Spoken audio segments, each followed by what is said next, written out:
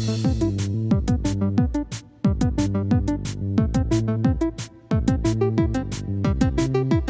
guys, Retro Gaming Maniac here with another episode of the RetroCode Podcast. This is episode 4, and we have Radical Reggie with us again.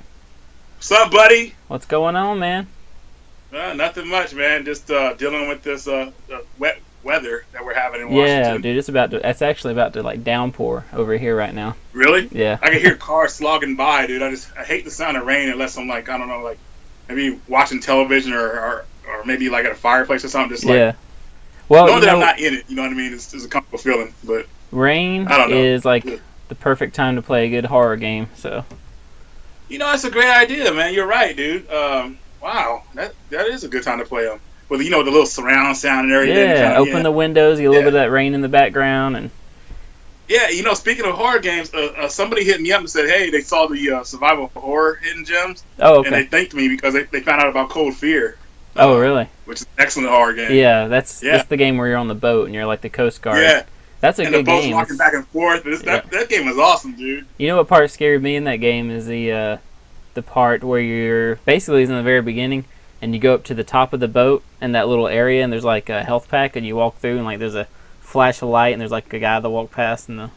Oh, yep. Yeah, I know exactly what you're talking about, dude. Yeah. It's a pretty cool game, though. The controls are pretty good, and it's almost like Resident Evil 4 in a few ways. You can play it over the shoulder view, or you can play it like third dimensional, which is cool, so you can actually change it up, which is awesome. I like that. Okay. But that game really changes it up and halfway through. Man, you're on the boat, and then later on, I won't spoil it for you, but man, that game is that's a game that, man, I don't know why it didn't just, like, take off. I mean, it did so good.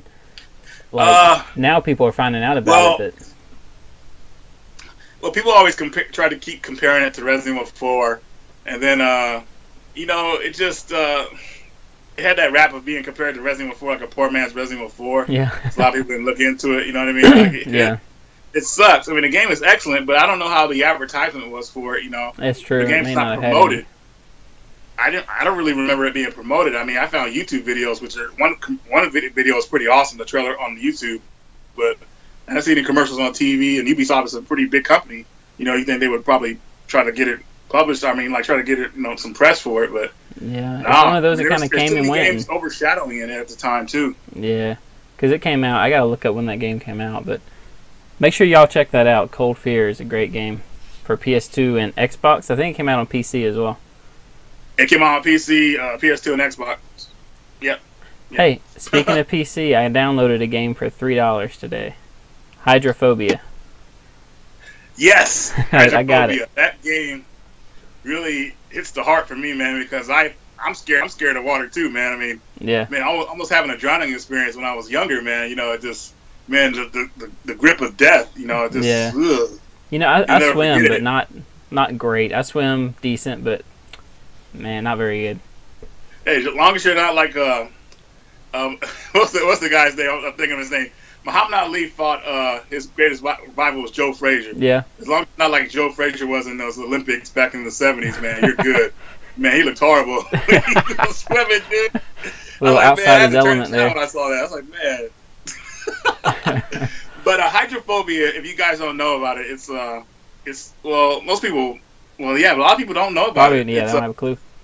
It's a game about a girl. She's an engineer, and she's on her day off and everything, and she goes into work for some reason during some celebration. But she's an idiot because she should have took the day off because as soon as she gets to work, shit hits the fan, and you get attacked by terrorists, and it's pretty messed up, man. I mean, being on the ground, stuck when water pouring in on you, man. Rooms are collapsing because the water pressure is just smashing people up against. It's insane. Yeah, I can't wait to play it. I just downloaded it. Yeah, you'll love it, dude.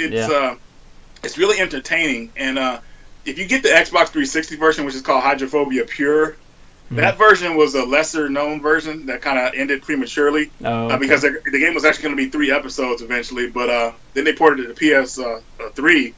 And then they redid the first episode and made it more of a complete story. Yeah. But unfortunately, the game didn't sell well, or the production was just too expensive, and the company went under, and nobody picked them up. I mean, they had a lot of talent. I mean, somebody should have backed them up. But I think part of the problem on the 360 is it had a few glitches, which yeah, because wasn't it one of the first games like that you could just download straight from the marketplace or from the? I don't remember. I'm not sure. You like download from the marketplace? Yeah, like the Xbox. Well, you could download it from the marketplace, but I don't really remember it too much. Oh yeah, I have to look into it. It was a pretty easy transaction for me.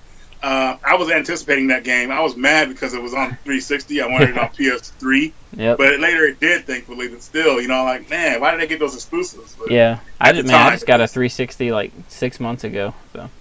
Really? Yeah. I hope you got a Slim. I did. Well, let's see. It's a black one with like a 250 gig hard drive. And I think it is a slim one. It's not the big white one or anything. It sounds like a slim because 250. I think the regular one went up to 120, if I remember correctly, but I could be wrong. Yeah. Xbox. I like Xbox. Don't get me wrong. It's just that I don't know, man. There's something about the 360. I think this like a system busting up on people and messing up. I couldn't get into it. My friend, he had 2 of them go out on him within like 6 months. So he just dropped it and went and got a PS3. So. Was he playing Call of Duty? He's playing Rainbow Six Vegas. And it was just killing the system. I think he was playing online. System, when I worked at this game store, I was helping a friend with a game store, and we were fixing 360s and PS3s, and people were bringing their 360s in there, and we were fixing them, reflow on the board and all that stuff. And we're telling people, and the first thing I asked people, hey, what game were you playing on here? Oh, Call of Duty. Yeah. I was like, you're playing that online all night, just going crazy. That's why the system's busted. People don't know how to break overheating and all kind of crap. Not break the systems in, but like after we fix the system, you gotta like relax and play. Don't play it as much. Like let it, get back in the motion. And people cannot understand it. They went home immediately, played it for hours. Yeah, you gotta. I think overheating was one of the main issues the early ones had. But yeah, well, with the 360, from what I heard, is that it was originally designed not to have a hard drive. Really? They added the hard drive at the end, so because they found out the PlayStation was going to have hard drive built in. Yep. So they redid the system, and then the airflow was just bad, and it pretty much cooked that system unless you had some kind of device on like the fan.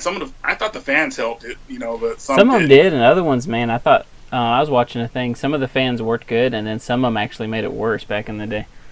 Yeah. Some of them actually melted into the system. It was really weird. But like I said, I've never had trouble like that. I played my system accordingly. Like I might once in a while play a game like all nighter, like if something big came out, like I don't know, like at the time what was big for 360. Alan Wake. Halo 2. Oh no, Halo 2 was regular Xbox. Halo 3 on the 360. I don't think 2. Yeah, I never was a Halo guy, but this occasion like that, I never went online and played for hours with people. Online is a pretty sick community, man. I'm like, man, people online are like demented. Like it's mostly kids, Yep. Kids, of course, behind a computer or a keyboard or whatever, they feel like they can say anything they want. And it still is. Man, it hasn't changed.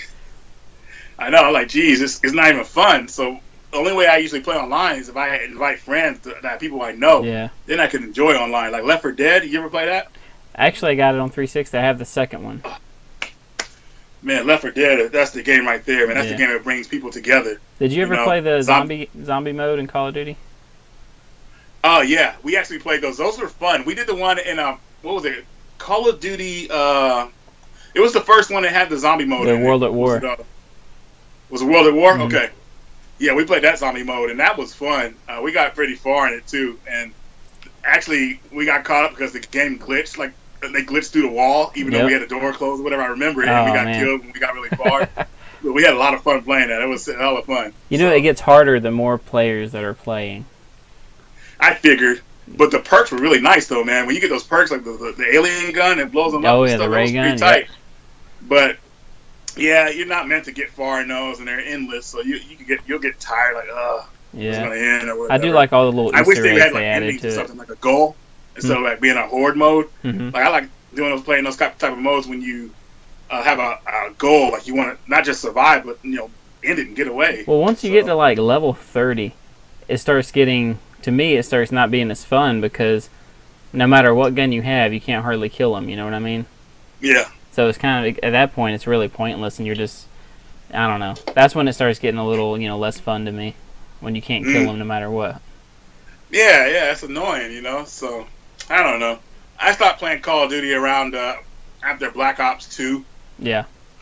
I only really played those games with a story mode anyway. Mm-hmm. I enjoyed them, but after that I just stopped playing them. I mean, did you ever play them for the story mode? The World at War one I did, because I'm big into the World War II games, but the other ones, I got like halfway through Black Ops 1, and then like the same thing with 2, and I was like, Good to go. I like the classic Call of Duty story modes with the World War II and... do you think it's good that they bring them out every year? No, they need to slow down. Yeah, I don't know why they did that, man. I mean, it kills it, but they don't care. The corporate people say, hey, it's all about we the can money. keep making this money, and they do it. They just, okay, we'll make another Call of Duty game. And people keep paying for this stuff. And people will keep on buying them. I mean, and they're kind of catching flack for it now, because now people are catching on, Yeah, it's like, don't wear it out. Like, remember what they did to Guitar Hero? Yeah. They wore that out, man. I mean, gosh. Everybody's so greedy for money instead of putting out a quality product, man. Just calm down. You can't developers, you can't even keep up. They were releasing so many Call of Duty, Guitar Heroes. And you know what's sad too? These developers don't want to keep making sequels. They want to make other games, so the companies keep forcing them to do this stuff. Yep. Look how long. Well, I guess I'll give a little credit to Sony. They did let Guerrilla Games do Horizon Zero Dawn, but only after they did 5 Killzone games, though. But they did pretty good with Horizon. That's one I still need to get. Man. That one they did good on. I'm taking the box to Jason's house because we were going to film a video. Yeah. And he beat it already, and I'm almost there. I just stopped playing. I'm so upset. It's just I've been busy trying to do everything with the Patreon and trying to get quality videos out for everybody. Patreon's right around the corner, guys. Make sure you check it out. It's gonna be cool. Yeah, it'll be really cool. Hopefully, by the time this video is out, it'll already be out. But oh god, I'm nervous, man. I don't know what to expect. I just was sincere. And don't be nervous, people. It's optional. It's not like mandatory that people have to donate. It's if they appreciate what you do and they like you, which people do, then that's just an option. So yeah, it helps. If they do donate, it helps keep the channel going. I'll keep the quality content coming. Yeah, really, you could when they donate, it's going to improve the quality. Because think of if you were to get like a computer or something. Oh, yeah, because they don't know I don't have a computer. I'm doing all editing on my phone. Yep. Which is tough, but I'm dedicated, so I pull it off somehow. Woo! Yeah, I used to do that too, man. It was rough. You're over editing, trying to do this all on your phone. Oh man, yeah, you got to. Oh gosh, yeah. And I can't believe I did like 40 videos on there already that are already uploaded pretty much. Yeah. And oh man, yeah, that's enough Patreon talk. Cause I'm getting burnt out thinking about it. Like all the videos were uploaded on the phone. But man, just going back to how companies just drain stuff, man. It's just the corporate part of the company doing it, man.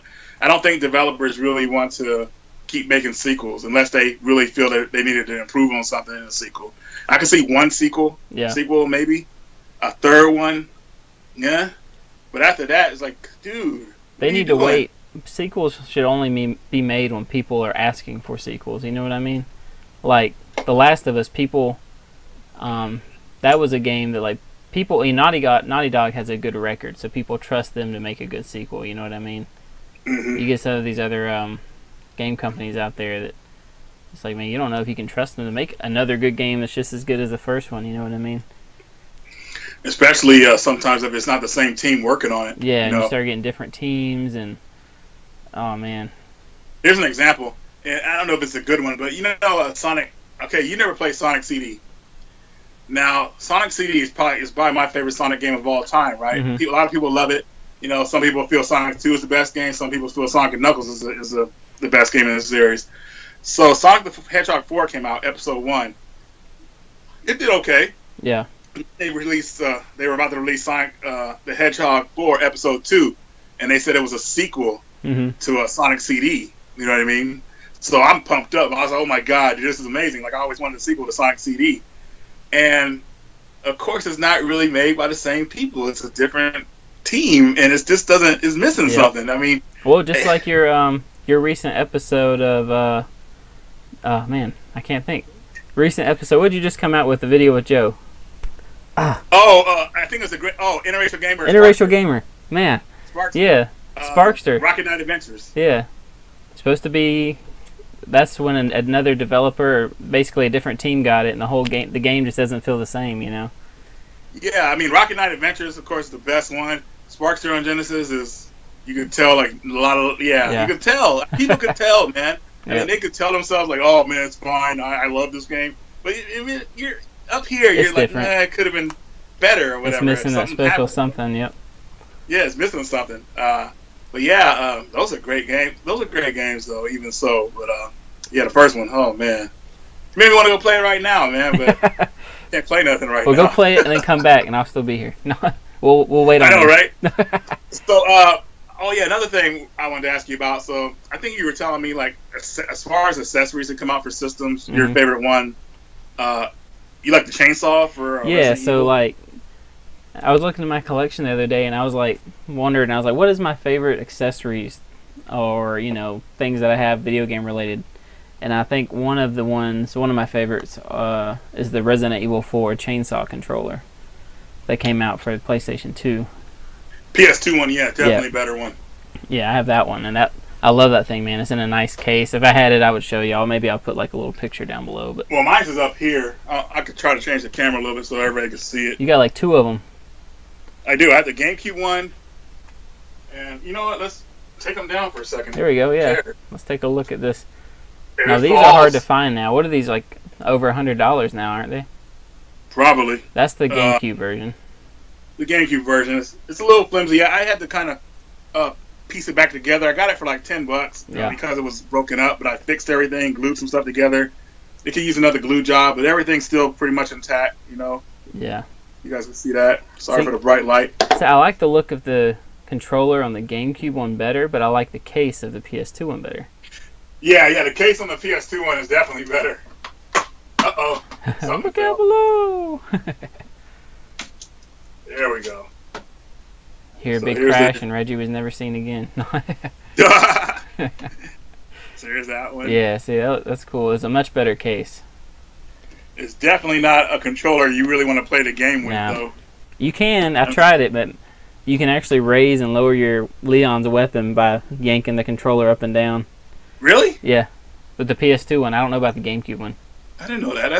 It has motion control, so when you're running and you're holding the chainsaw, if you want to bring your gun up, you just do that, and he'll bring his gun up. Okay, I like how they did that. I had no idea they did that. I mean, I tried playing this controller, and I felt like I was going to have carpal tunnel. Like, yeah, you're like, you got to hold it like this. Hand. Yeah, I was like, jeez. Yeah, dude. If you have small hands, I think what happened when they designed the controller, because it was designed in Japan, so I guess the Japanese folks, they have smaller hands and everything like that, so it would more like fit them. Does that make sense? Or? Yeah, that's probably what it is. We run into a few problems like that on certain controllers. When you look at like the Saturn controller that came out, and it was like, that big. Oh yeah. It was like you remember the American Genesis controller was like boom, it was huge, and the Saturn came out, it was like a little bitty thing. So it's. But I mean, these are cool controllers. I mean, just cool for like display, but just display. Using them, you don't want to use them. Yeah. And the only reason I got them because I got them on the cheap. You know what's cool about them is each one has a different blood splatter on the blade, on the chainsaw.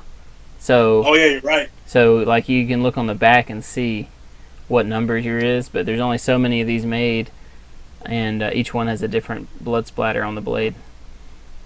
Let's see. So where would I find out what number my PS2 one is? Man, I gotta think now. It's either on the back or on the bottom. I can't even remember now. I found it on mine one time. Huh.